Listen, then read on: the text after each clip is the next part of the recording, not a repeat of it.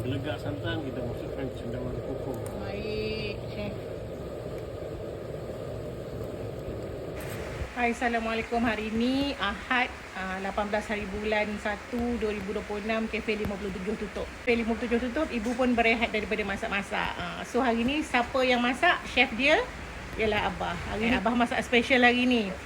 Masak lemak cili api cendawan kukuh ataupun orang utara panggil kulat sisir. Jom kita tengok. Abang masak apa? Masak cendawan kukuh, masak lemak cili api. Oh, sedap bunyinya tu. Itu dah masuk cendawan kukuh ke belum? Belum. Belum. Dah masuk. Oh. Okey. Tu apa dalam tu? Daun kunyit, bawang, cili api, belacan secukup rasa. Okey. Mana cendawan kukuhnya? Yang kukuhnya dah masuk. Nak masuk sekarang ni? Sekejap lagi.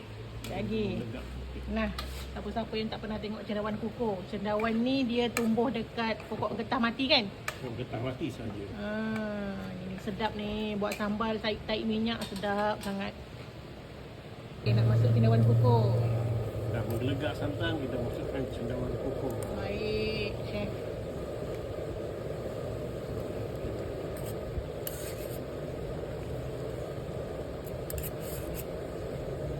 Tadi kata nak taruh cuk ubi, tak jadi?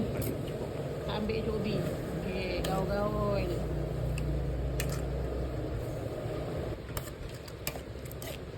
Sedap ni, mantap.